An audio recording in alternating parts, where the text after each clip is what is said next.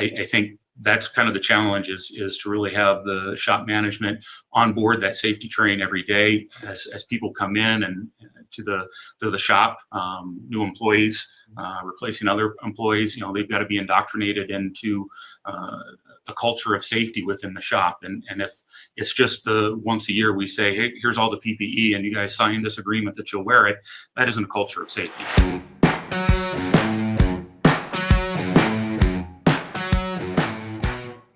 Thank you for tuning in to another episode of the Collision Vision driven by Auto Body News. As always, I'm your host, Cole Strandberg. Today, we're continuing our Safety First, Prioritizing Health in the Workshop series with an essential discussion on personal protective equipment, otherwise known as PPE, and how innovation is shaping workplace safety in collision repair. Joining us today are two industry leaders from 3M, Scott Shinn, Advanced Technical Service Specialist in the Personal Safety Division at 3M, and Jason Scharton, Global Industry Relations Leader for the Collision Repair Industry at 3M.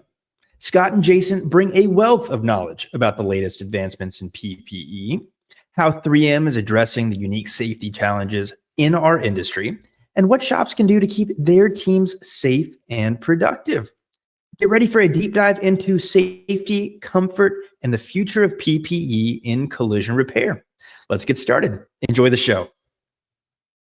This episode is brought to you by Thryv. Ready to hit the gas on growth?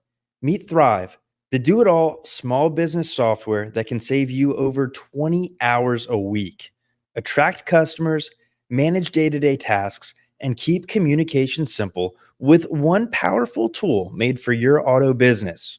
Rev up your revenue today and let Thryv save you time so you can get back to doing what you love. Visit thryv.com, that's THRYV.com, to schedule a demo today. Scott and Jason, thank you both so much for joining us here today on the Collision Vision. Thanks, Cole. Thank you, Cole. Happy to be here. Looking forward to an awesome conversation. And we get 2 for 1 today. Rather than actually diving straight into the questions, go ahead and real quick, starting with Jason, would you introduce yourself and your position? Sure. My name's Jason Scharton. I am part of 3M's Automotive Aftermarket Division, or 3M Collision. I'm our Global Industry Relations Leader, which means I get the opportunity to go out and speak to our customers around the globe, attend all sorts of events and trade shows representing 3M and really trying to connect 3M to the industry and the industry to 3M. Good. And fantastic. How about you, Scott? Sorry about that, Cole.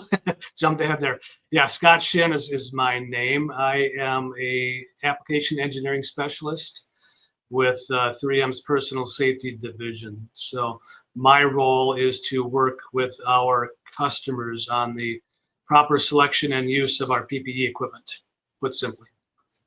Fantastic. So guys, we have a lot to talk about then today. And Jason, I'm going to throw the first question your way, and that is, at a high level, why is PPE such a critical aspect of workplace safety, especially in collision repair?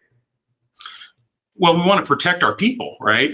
People are really our biggest asset in any industry, but certainly in collision repair. And we want them working for us for a long time. We want them to be safe and healthy as they work, and we want to make it a pleasant working environment wherever possible.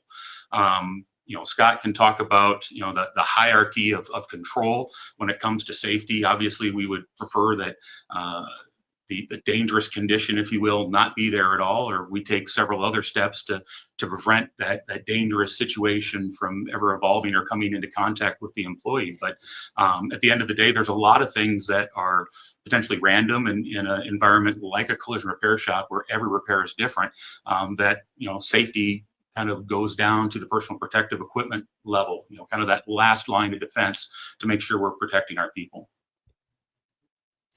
Well put. And it's crazy. You guys have both been in and around the industry for a long time. The horror stories we hear from the lack of PPE in the past. I remember my dad talking about, smoking cigarettes in the paint booth and some crazy stuff. So we've come a very long way, and I do want to talk about that a little bit. But first, I want to continue to set the stage a little bit.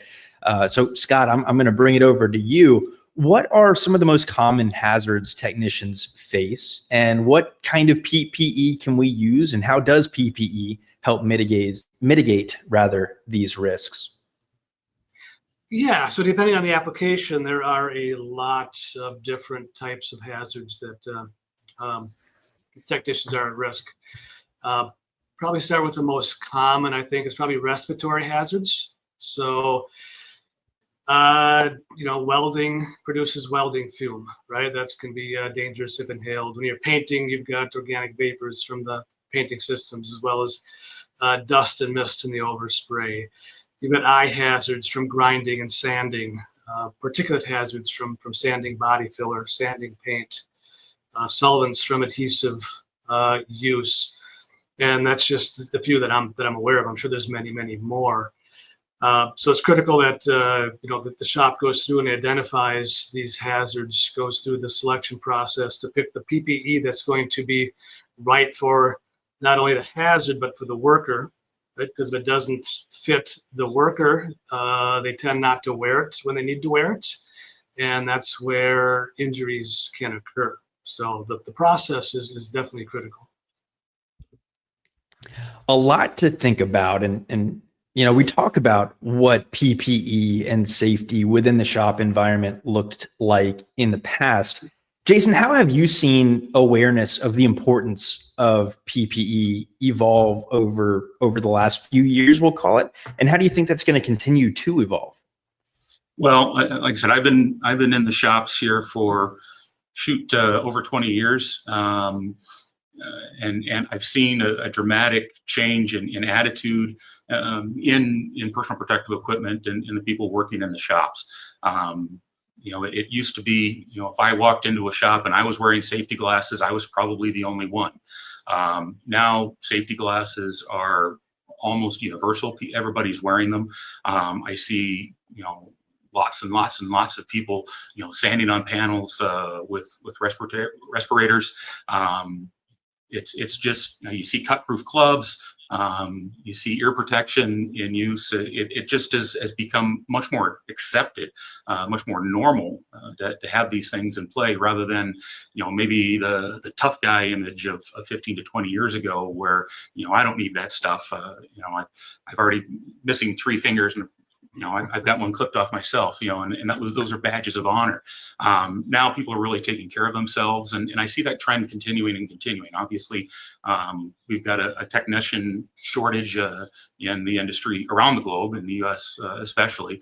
And as these technicians are growing older, they're wanting to take better care of themselves, and the newer technicians coming in are starting off with those habits already in place. So we're just going to see more and more acceptance of PPE, and it's just going to continue being there every day, and it's going to be unusual to see anybody forget or not have anything on during the course of the day. It's great to hear. And it seems like that might be from a really zoomed out perspective. It seems like people are just more health conscious and safety conscious. I don't know, you guys are in Minnesota right now. Maybe you're skiers like I am, snow skiers. And I think of, you're on a mountain 10 years ago, no one was wearing a helmet. Now everyone's wearing a helmet. It's similar in a shop environment as well. More and more people are realizing, hey, if I do these few basic things to keep myself safe at work, this is legitimately, a healthier lifestyle, more years potentially on your life down the road. Really important stuff. Now, looking at your background, you guys are at HQ at 3M in Minnesota, known, frankly, as one of the most innovative companies out there, certainly one of the most innovative companies with a hand in the collision repair industry. Scott, what are some of the latest advancements in PPE that are applicable to collision repair shops that you are excited about? Yeah, there's quite a few. At 3M, we don't necessarily design PPE for a specific industry or application. We try to design PPE that's going to be effective across a wide range of applications and industries, but certainly we are always looking at improving how PPE functions. So it's easier for the users to don, to wear, to use. It's more comfortable. It's more protective. There's a few things that come to mind that do have an impact in the collision repair industry. One being the design of an intrinsically safe powered air purifying respirator. This can be used in potentially explosive environments like the paint booth, without risking any spark or explosion. So that's kind of one example that can be used in the collision repair industry. We recently developed a new welding helmet with the first of its kind curved auto darkening filter technology. So we've got a great field of view, helps the welder see better what he's doing, especially in tight spaces. So those are two examples of different technology that's fairly recent.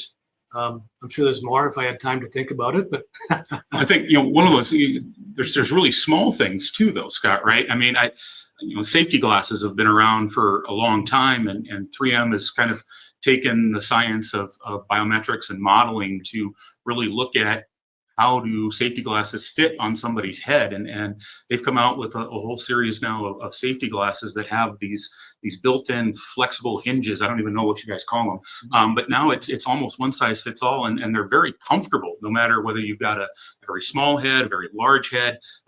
They just kind of flex and work, and again, it's part of making it comfortable no matter who you are, that you can put on this pair of safety glasses and it's not rubbing and irritating your head all day. So right. Little things like that in the use up to brand new pieces of equipment. Yeah, so we have a process we call science of fit, right? So we look at different populations, we look at the people wearing our PPE, how we can make them more comfortable, fit a wider range of people, because the workforce is becoming much more diverse than it had in the past. So as Jason mentioned, we've got a safety glass with temple pressure diffusion technology. So it's much more comfortable, much more secure, fits a much wider range of faces. So it's kind of one example, again, of different technology for PPE. I love that. This is stuff that you might not think about, but these little hindrances, the little excuses for technicians not to utilize these PPE components leads to a challenge in adoption and actually being used on the shop floor. And I think adoption is every bit as important as providing the equipment or more to your team. And so what challenges, and Jason, I'll send this your way to start, do shops face when implementing PPE and getting their employees to adopt the equipment they're providing?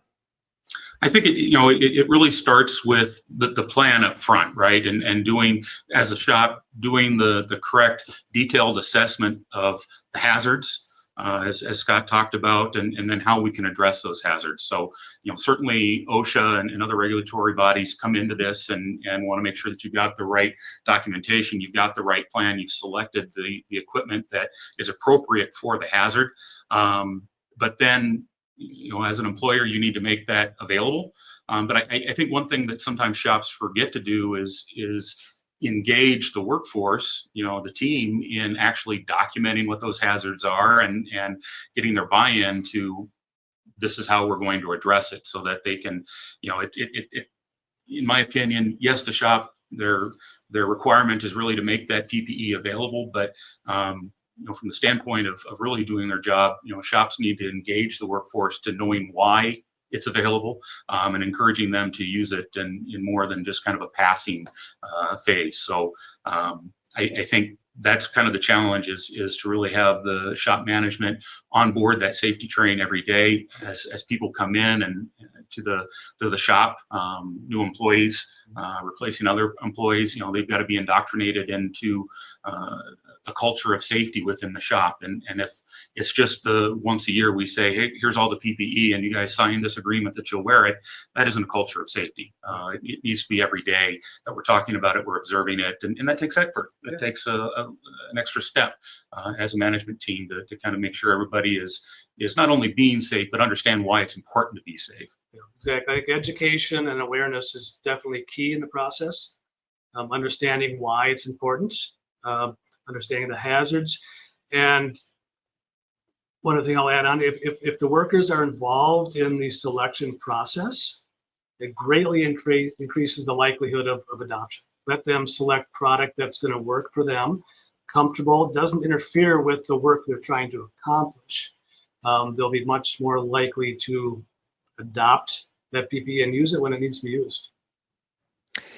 Two different directions I want to go here from what you guys just said. I think the first of which is, and this is really for Scott, how do you see technicians out there kind of making mistakes with their PPE? What are some common mistakes that kind of decrease the effectiveness, that are easy to change, and how can they be avoided?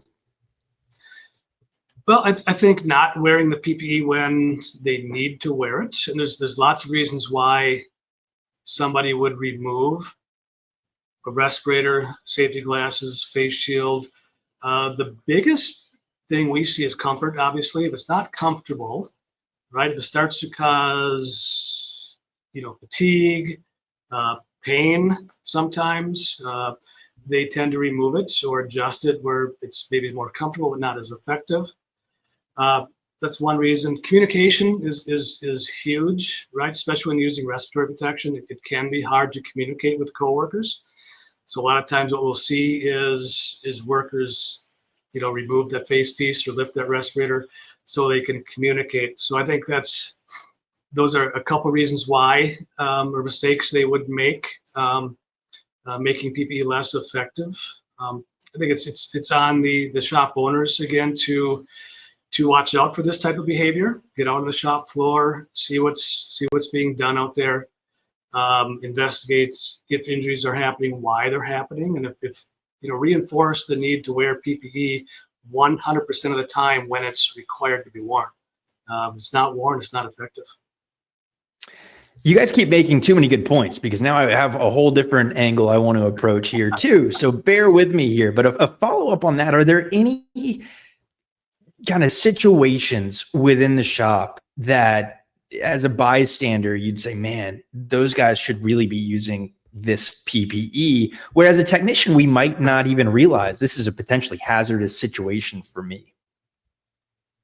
The first thing that comes to mind, for me is as simple as cut-proof gloves, right? I mean, the first thing, there is, well, we're handling sheet metal parts in the body department a lot, and some of those have sharp edges, and yeah, it's easy to kind of get cut. But even, the side of an abrasive disc on a dual action sander can slice open a finger pretty easily. And so having that cut-proof glove when you're handling, DAs or handling sheet metal parts or anything is something that I think is still coming from an acceptance standpoint. People don't recognize that as much as they do certainly the respiratory protection and maybe the eye protection. So that's kind of the first one that I see. It's just not well noticed and done, but it's so easy to do, and we don't even think about it most of the time.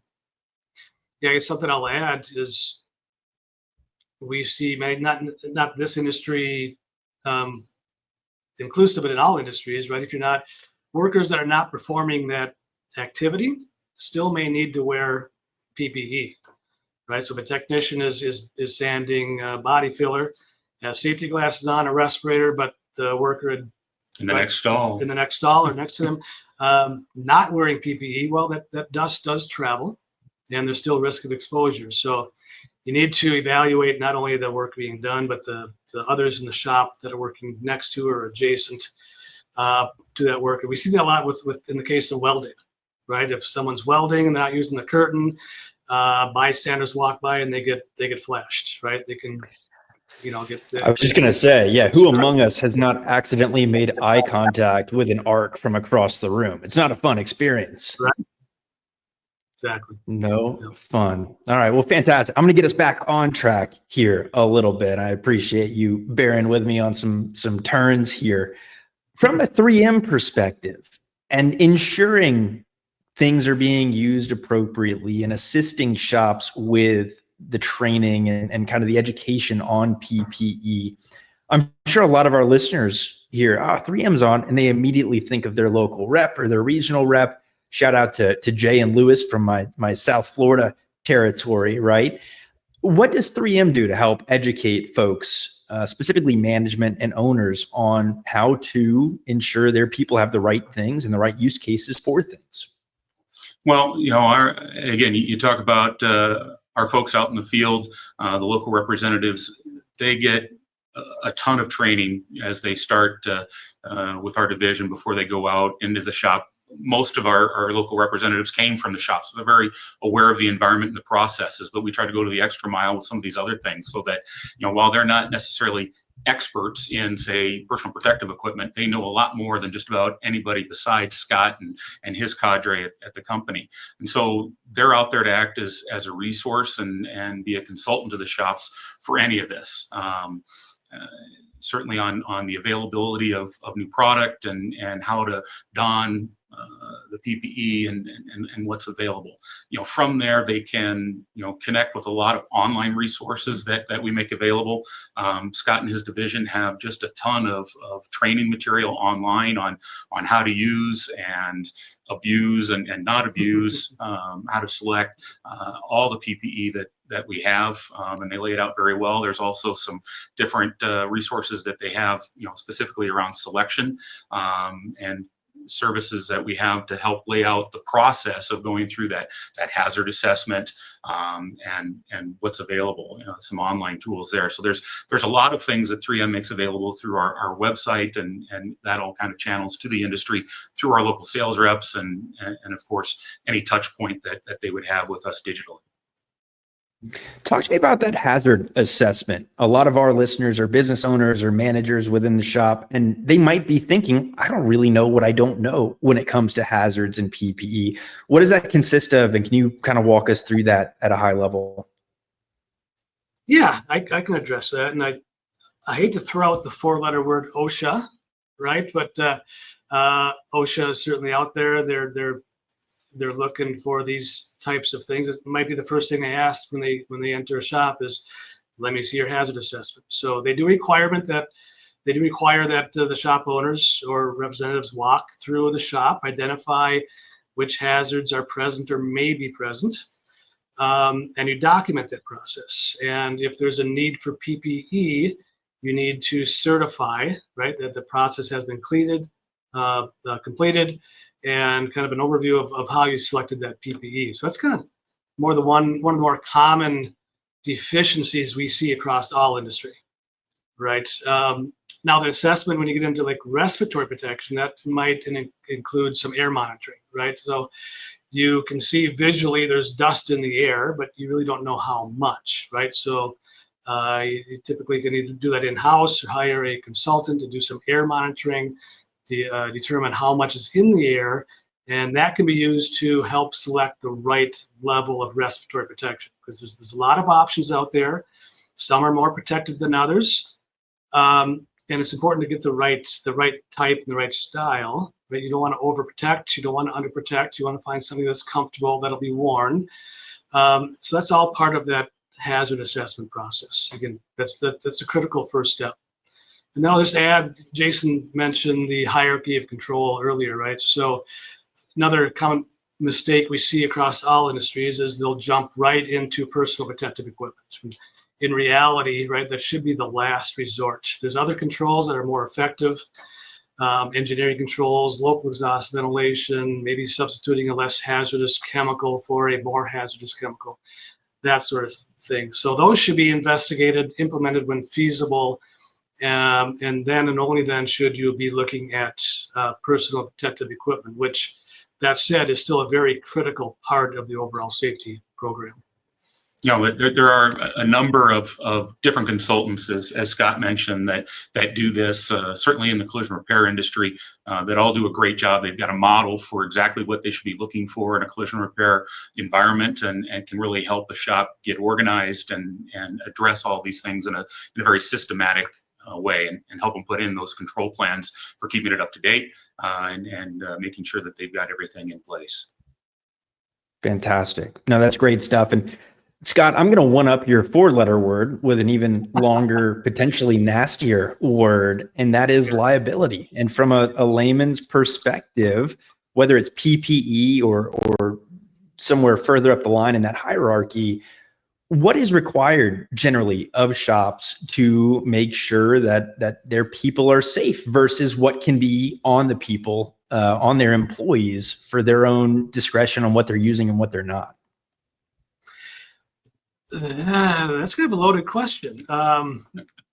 So obviously the shop owners are liable for everything that happens in their shop, right? So when it comes to PPE, right, they're liable. So regardless of whether the worker is following their program, not following the program, wearing PPE, not wearing PPE, there's some extent to liability there if something does happen. So again, it comes down to education, comes down to awareness, understanding when PPE is needed and what type of PPE is needed.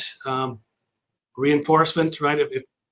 If you're walking the shop floor, you observe bad behavior, you need to correct that, right? We don't necessarily promote penalizing people. We think positive reinforcement is much more effective, right? So instruct them on the proper way to do things, and then next time you see them doing it properly, right, give them the kudos, give them some type of reward. So there's no getting away from liability. That's part of the being a business owner. But there's a lot of steps you can take to minimize that liability for sure. Well put. And I didn't mean to hit you with a loaded question, but I want to drive home the fact that, hey, my guys just won't use the stuff I bought them is not an okay excuse for dangerous things happening in the workplace. And I think that's important enough to reiterate. And I do appreciate that. On the positive side, and I think it was Jason who mentioned it earlier. If it was you, Scott, I apologize. But the word technician shortage, I sort of laugh about this because whatever the original topic of conversation is, in 99% of cases here on the Collision Vision, the technician shortage comes up. From my perspective, and I'll throw this out to you guys for general commentary, but PPE and a safe place to work is sort of table stakes. Like that is the bare minimum of what can be expected for new or existing people in the workplace. Thoughts on kind of how you've seen that play into the technician shortage, hiring, and retention component of the labor force? No, absolutely. Again, people are looking for the differentiator. They want to typically work in an environment where it's brightly lit. It's not dirty. It's a comfortable temperature, and all of these things come together, and they want to see that their employer is taking care of them, and the PPE that's made available and is there for the workers to use is one of those key things that they start to look at. Not only the type and variety, but at some point the brand and the quality of that, the reputation of it. PPE is a really, really, really small percentage of the overall spend of a shop. We have some numbers, and most people are actually exceeding what we would think is normal. So that's great in the shops that we're working with. But I've seen ads, quite honestly, and online for shops advertising for technicians, and they will include certain PPE providers and equipment that their shop provides. The PAPR unit, the purified air. What is it? Purified air. Powered air purifying respirator. There you go. I just know the acronym PAPR, right? But they advertise those in the ads for people, for the painters. So it becomes very much an attractor. Awesome. Yeah, I told you guys in the before we hit record, my main exposure to 3M was on the dirt trap side and that component, but PAPR, of course, is one that everyone knows and talks about. But there's a ton there. And Scott, I want to go over to you real quick and back to the concept of innovation within 3M and within PPE. We've seen some major shifts in the collision repair industry, and one such major shift is the increasing popularity of EVs. Obviously, that brings some real new safety concerns and discussions to be had. How is PPE and beyond adapting to meet some of these new innovations and challenges in our industry? Yeah, as I mentioned earlier, we don't necessarily develop PPE for specific industries or applications, but certainly the collision repair industry is changing. Uh, there are different risks when you are working on an electric vehicle. The battery technology is still, we'll say, somewhat volatile, right? There's certain issues with overheating, fires.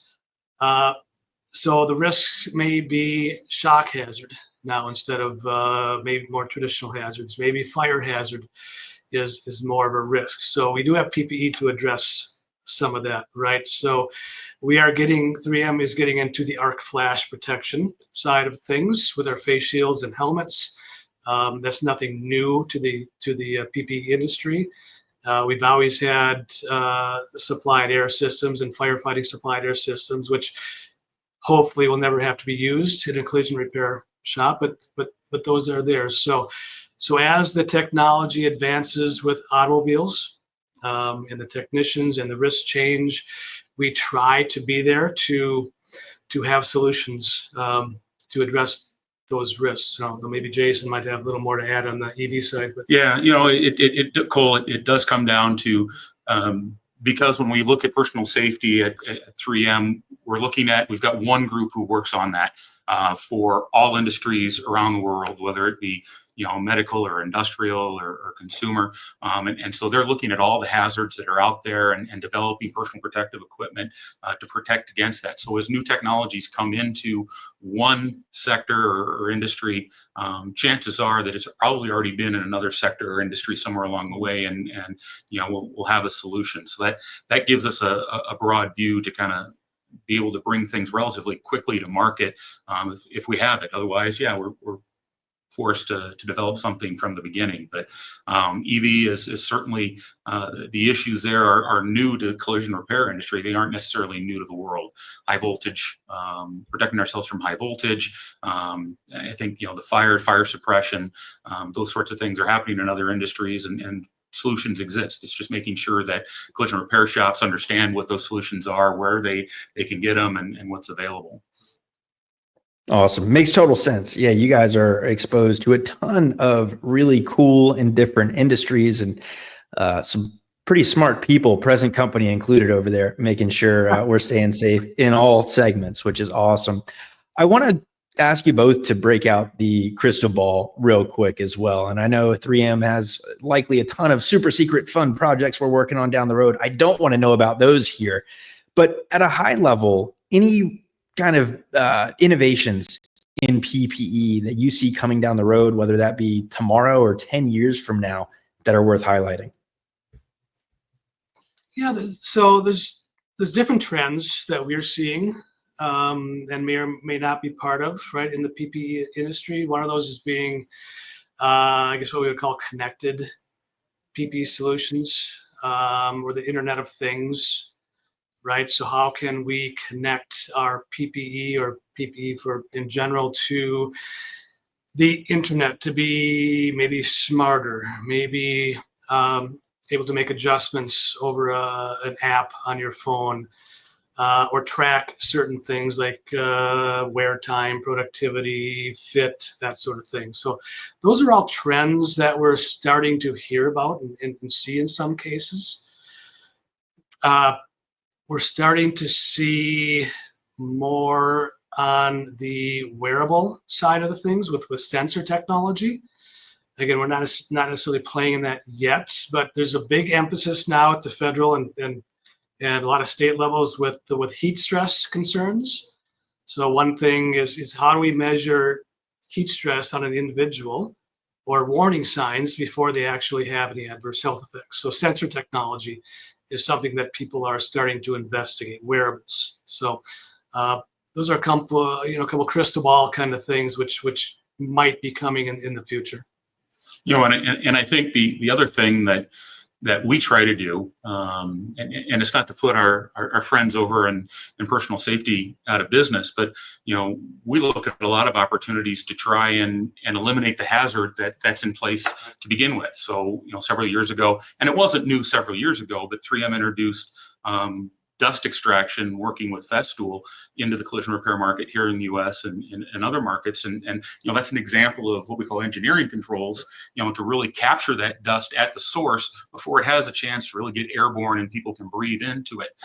Depending on what else is going on in the shop, you still may need a respirator, but it changes the dynamics of how often you'd need to change that or what type you may need. And so with every opportunity, we're looking at what can we do to make an operation safer, along with higher quality, more productive, more profitable. But safer is always a consideration. If we can reduce the risk associated with it, that's just exactly what we want to do. Awesome, guys. Well, you have both been so generous with your time and insightful and educational on PPE and safety within the workplace. And I want to be cognizant of your time. So I want to kind of leave us here with one final question to bring it all home. And I'd ask it of each of you. I'll start with Jason. If you're a shop owner sitting here, you're listening, what advice would you give to that shop owner about investing in PPE and the long-term safety of their people? I would say to be proud of that expense. And it is an expense, and I know, and everything is more expensive. But realistically, it's such a minor percentage of what a shop owner spends. They could double the spending and it still wouldn't be a blip on the radar on anybody's book. So, go the extra mile and get the PPE that your technicians find comfortable, that they want to wear. Give them, some sense of selection and choice as a group on what to bring in, because that's going to help it move forward. And ultimately, that's what's going to shine through when people come to visit your shop, either as customers or as future employees to evaluate you. They're going to see how comfortable, safe, healthy, happy everybody else is in the shop, and going to want to be there because of it. Great. And I guess I would say involving the workers in the safety process, start to finish, right? So starting with the hazard assessment, right? Nobody knows the hazards of the job better than the technician performing the job, right? So they can be a big help in that hazard assessment process. And then when it comes to selecting the PPE, as I mentioned earlier, get them involved in the process as well. Forcing a solution, a PPE on somebody may or may not work, right? But involve them in the process and your chance of success greatly increases, right? We want to keep workers healthy and happy, and healthy and happy workers are typically more productive. So it's a win-win. Well put. I love it. Anything safety related is a win-win. And I think you guys did a great job of bringing that home here today. Jason, I have a feeling this question goes to you, given your role and title. But for people who want to learn more about what we talked about here today or get in touch, where can they do that? Certainly on the web. If you go to 3mcollision.com, that gets you into basically the portal of 3M into the collision repair industry, and from there break out into certainly our personal protective equipment group and all those solutions there if we want to look at safety. Fantastic. I'll be sure to include that in the show notes. Jason and Scott, really, really appreciate your time today, guys. It was an absolute pleasure, and thank you for joining us on the Collision Vision. Thanks, Cole. Thanks for having us, Cole. That is all for today's episode here on the Collision Vision. I hope you enjoyed our conversation with Scott and Jason from 3M on the critical role of personal protective equipment in the collision repair industry. If you're looking to improve your safety practices in your shop, today's episode was packed with actionable insights and valuable advice. If you found today's discussion helpful, be sure to give the Collision Vision a follow wherever you enjoy your podcasts, or on YouTube, where the Collision Vision lives in video form. We would also love to hear from you. Feel free to leave us a review and share this episode with your network to help us spread the word about safety and beyond. On behalf of the Auto Body News team and myself, thank you for coming along for the ride.